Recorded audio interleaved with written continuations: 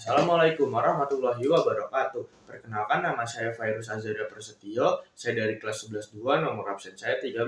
Di sini saya akan menceritakan kembali cerita pendek yang berjudul Kemelut di Majapahit karangan S.H. Mintardja.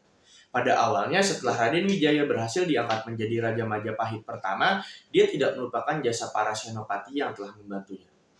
Para senopati tersebut diberi gelar dan kedudukan oleh Raden Wijaya. Salah satunya adalah Ronggolawe. Ronggolawe diberi gelar dan kedudukan yaitu berupa Adipati di Tuban. Hubungan antara Raden Wijaya dan Ronggolawe sudah berlangsung sangat lama dan sangat baik. Namun, awal mula kekacauannya itu pada saat Raden Wijaya menikahi 4 orang putri dari Raja Kertanegara dan 1 orang putri dari Melayu.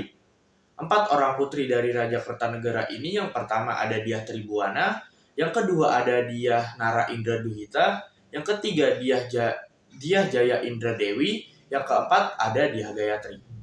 Nah, Dyah Gayatri ini adalah istri yang paling disayang oleh Raden Wijaya.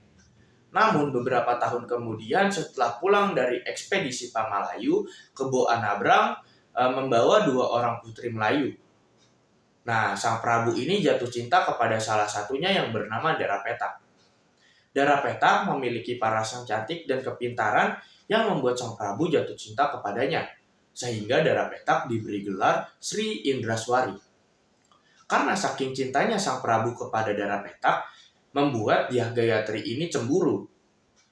Nah, persaingan mereka ini memanas di istana sehingga menyebabkan konflik di istana karena para senopati sang Prabu terbagi menjadi 2 kubu. Yang pertama itu pendukungnya Dyah Gayatri dan yang kedua ini pendukungnya Dara Petak.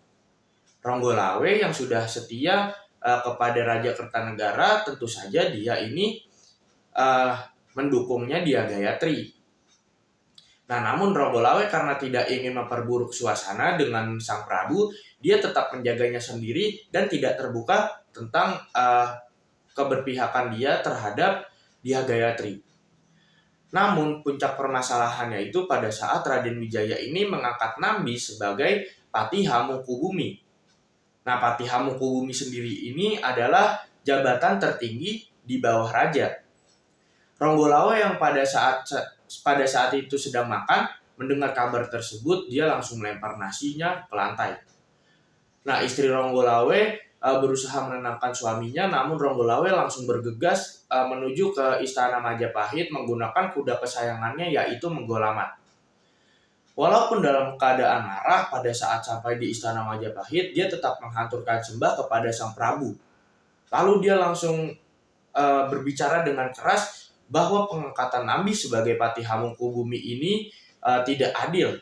Karena menurut Ronggolawe, pengangkatan Nambi sebagai Patih Hamengkubumi ini pasti dipengaruhi oleh Dara Petak sehingga sang Prabu mau mengangkat Nambi sebagai Patih Hamengkubumi. Ronggolawe langsung berbicara dengan keras bahwa pengangkatan Nambi sebagai Patih Hamengkubumi ini tidak adil karena Nambi itu sosok yang penakut, lemah, tidak berwibawa, dan tidak pintar. Namun Raden Wijaya tetap berusaha menjelaskan dengan tenang bahwa pengangkatan Nambi ini sudah disetujui oleh para penduduk di istana. Nah, para senopati-senopati yang lain ini termasuk yaitu Kebo Anabrang sudah sangat meledak dan ingin marah. Namun karena dia menghormati sang Prabu, jadi dia hanya diam saja. Tapi Ronggolawe tetap bersikeras bahwa pengangkatan Nambi sebagai Patih Hamengkubumi ini tidak adil karena Nambi itu sosok yang penakut, lemah, tidak berwibawa, dan tidak pintar.